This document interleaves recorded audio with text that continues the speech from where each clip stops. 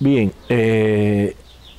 si uno lo mira a partir de los resultados, los cambios son realmente poco significativos. O sea, Obama en la práctica lo que ha hecho es algunas medidas, regresar prácticamente a la política que Clinton desarrollaba respecto a Cuba en lo que se refiere a los viajes, el intercambio académico y ese tipo de cosas. No se aprecia una voluntad del presidente y del gobierno en general por transformar realmente la política cubana.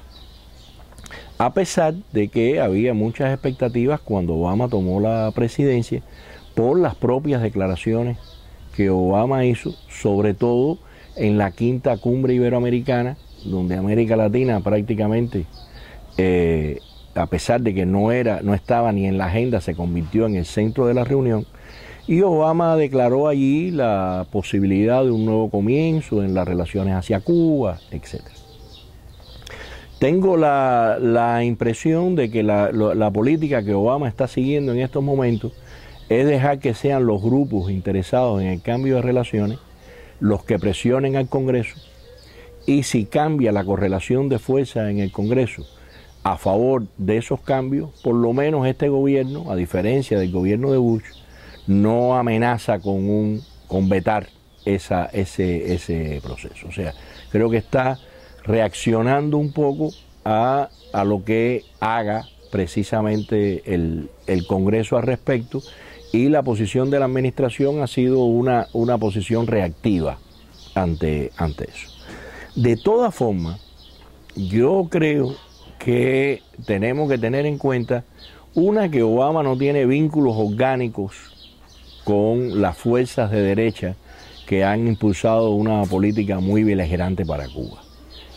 Y eso determina que si bien no haga cambios a favor, tampoco desarrolla iniciativas para aumentar las tensiones.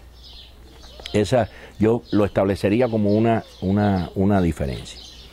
Las políticas, sin embargo, que se están aplicando respecto al bloqueo y toda esa serie de cosas no hacen más que dar continuidad a las políticas que existían, por esta misma filosofía de dejar las cosas como están hasta que otros sean las que la cambien. Ahora, también tenemos que tener en cuenta de que esa burocracia gubernamental funciona muchas veces al margen del poder del Ejecutivo para controlarla. O sea, el tema cubano obviamente no es una prioridad en la agenda de Obama en estos momentos, donde tiene el mundo en llamas prácticamente, y la propia situación interna del país en crisis. Y por lo tanto yo creo que eso le da determinada autonomía para que órganos como el Departamento de Estado o el Departamento del Tesoro funcionen a partir de la inercia que le impongan los burócratas establecidos en esos lugares. Y esos burócratas sí son gente íntimamente relacionada sobre todo con la extrema derecha cubanoamericana, y han sido los ejecutores de la política preconizada por estos grupos desde hace muchos años.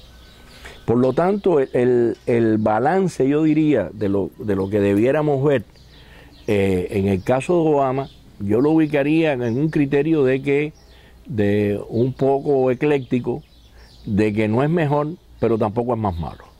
O sea, se ha mantenido, yo diría, con algunos cambios, como es este mismo problema de los contactos pueblo a pueblo, etcétera, aunque todo eso también va teñido por una retórica que lo que hace es darle una connotación subversiva a esos contactos.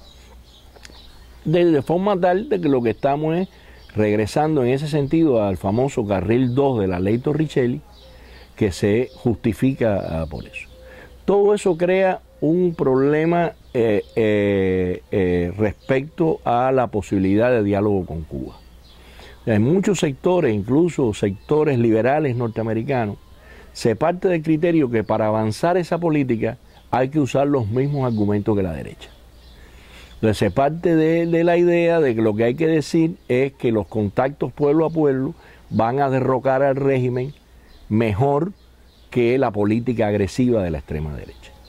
Sin tener en cuenta de que eso obviamente provoca una reacción en Cuba. Si tú estás diciéndome que esto es el abrazo de la muerte, obviamente yo voy a tratar por todos los medios de no abrazarme contigo.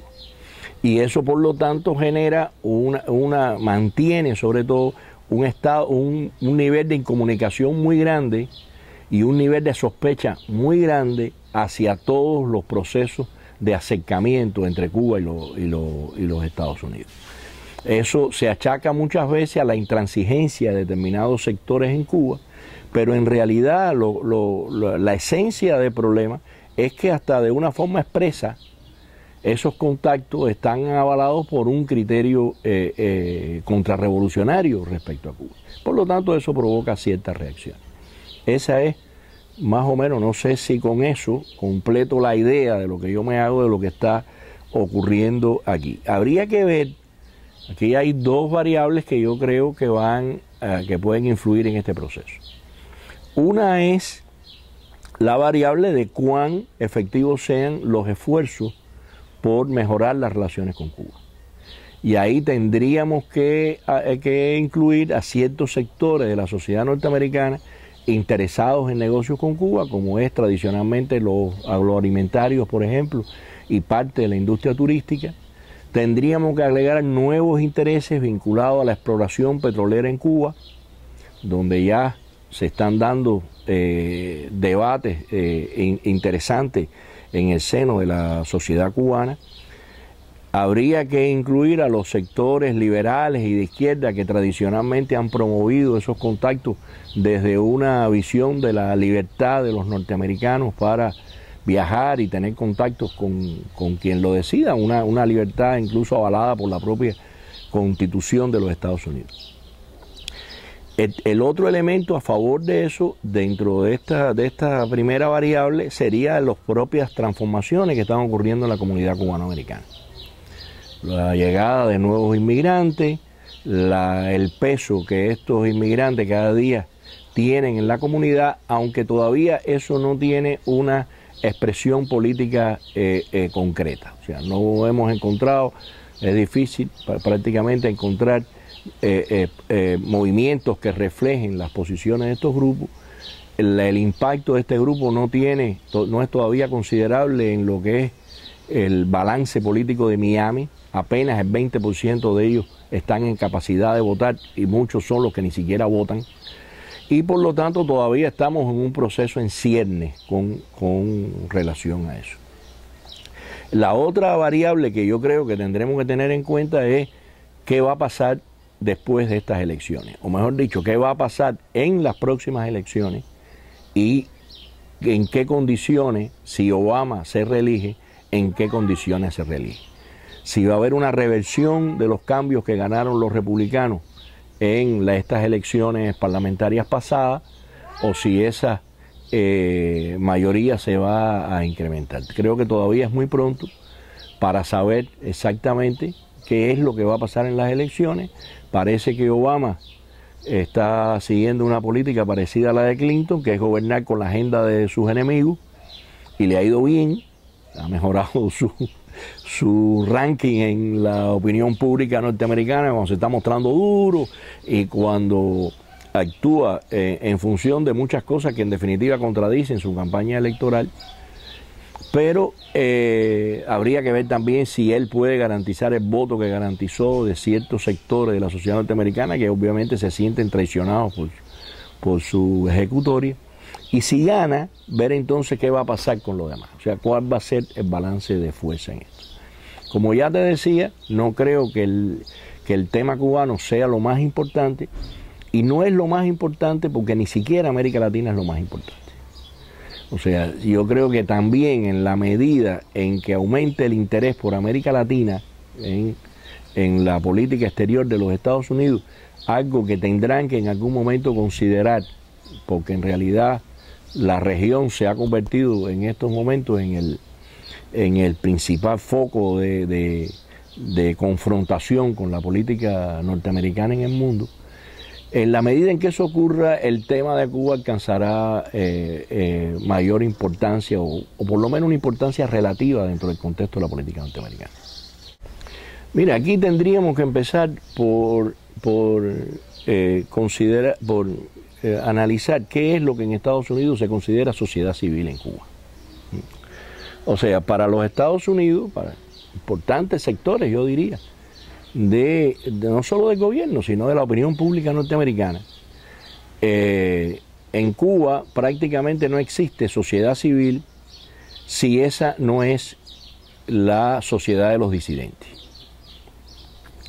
Con eso lo que se están es enajenando precisamente a toda una serie de debates que están ocurriendo actualmente en el país respecto no solamente al modelo económico, sino también respecto a toda una serie de consideraciones que tienen que ver con el futuro cubano, que es un debate muy rico en todas sus partes, aunque desgraciadamente soy consciente de que la prensa cubana no ha sido capaz de reproducirlo tal y como debiera hacerlo. Y entonces lo que concentran sus esperanzas es en estos llamados disidentes. Los disidentes es un grupo absolutamente marginal en Cuba. Cualquiera que salga por ahí, tú con un micrófono, tú te pones a preguntarle quiénes son los disidentes y malamente alguna gente te van a poder mencionar algunos. Porque además esos disidentes no tienen una agenda alternativa para Cuba. O sea, las alternativas para Cuba se están discutiendo en el seno del pueblo, en el seno de esta sociedad civil que es desconocida en los Estados Unidos y que incluye incluso al Partido Comunista de Cuba. Dentro del propio Partido Comunista se están dando muchas discusiones respecto a esta problemática. Ese dinero, por lo tanto, lo que ha hecho es simplemente tratar de alimentar la existencia de una contrarrevolución que tiene muy poco peso en la vida política del país. Y tiene muy poco peso por varias razones. Una de ellas es por lo que te decía, o sea, ninguna de esa gente, uno lee lo que proponen para el país y uno se da cuenta de que no tienen idea de lo que. Lo más que pueden hacer es criticar algunas cosas, pero sin tener una alternativa de solución para ellas. La segunda, porque esta es se trata de personas muchas veces con antecedentes poco respetables. Gente que muy pocos tienen un aval que sostenga esas posiciones. Por lo general se trata de gente bastante oportunista, que lo que ha encontrado en esto es un medio de vida, y precisamente por eso, porque encontrar un medio de vida a partir de financiamiento norteamericano, esa gente lo que está ocurriendo es que prácticamente se deslegitiman desde el punto de vista de un proyecto nacional. Hay que tener en cuenta de que la Revolución Cubana es el fruto precisamente de la confrontación histórica de Cuba con los Estados Unidos. Y por lo tanto, nada que parezca un retorno al modelo neocolonialista existente en Cuba va a tener el apoyo de la mayoría de la población, incluso por aquellas personas que ni siquiera son comunistas, ni defienden el socialismo como sistema. Hay un criterio nacional de soberanía nacional que nadie puede negar que la revolución ha afianzado, porque si de algo a este país se le puede criticar de muchas cosas, pero de lo único que no se le puede criticar es no ser independiente. Ha sido independiente hasta el suicidio prácticamente. Entonces, por lo tanto, eso es algo que está enraizado en la conciencia popular, forma parte de nuestro pensamiento político histórico, de nuestra identidad. Y por lo tanto, el hecho mismo ya de vincularse con Estados Unidos, empezar a recibir dinerito de los Estados Unidos para vivir, para ir a la shopping y comprar en las tiendas y tener una vida mejor sin trabajar, no es realmente una plataforma a partir de la cual se pueda construir una oposición respecto al caso cubano. Por lo tanto, yo lo que creo es que todo esto, toda esa cantidad de dinero, lo que no hace más que alimentar a a toda una serie de elementos que han encontrado en la contrarrevolución una forma de vida desde el año 59. Si nosotros nos ponemos a analizar lo que ha sido la contrarrevolución, no solamente en Cuba, en Estados Unidos, vamos a encontrar que mucha gente lo que ha hecho es vivir de ella. Y eso explica por qué no quieren cambiarlo. Porque en realidad el día que desaparezca ese nivel de beligerancia, lo que va a ocurrir es que mucha gente se va a quedar sin trabajo. Entonces, y no están aptos para otro tipo de contienda o de confrontación. Por lo tanto, ya te digo, la imagen que yo tengo es que, salvo en el exterior, que se potencian una serie de blogueros ahora, se ponen de moda, o se ponen de moda las damas de blanco, porque son 10 o 15 mujeres que salen vestidas de blanco y dan vuelta por La Habana. Comparado con lo que está ocurriendo en el mundo, debiera ser un chiste si no fuera algo dramático y si detrás de ello no se escondieran otras intenciones.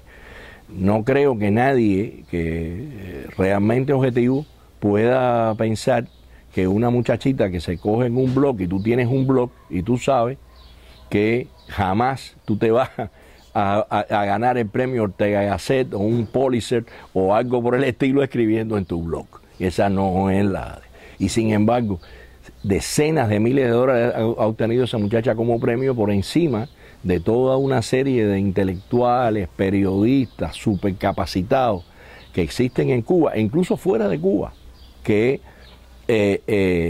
tendrían mucho más méritos que eso. Todo esto forma parte de algo evidentemente fabricado, y como todo lo fabricado, esa teoría de que tú puedes engañar a una parte del mundo y puedes engañar a todo el mundo una parte del tiempo, pero lo que no puedes hacer es engañar a todo el mundo todo el tiempo, a la larga lo que va a llevar al desastre estos procesos, como han ocurrido otros. O sea, yo creo que estos han sido intentos casi desesperados por mantener viva la idea de la contrarrevolución en el país, cuando la realidad de Cuba apunta hacia una dirección que no es esa.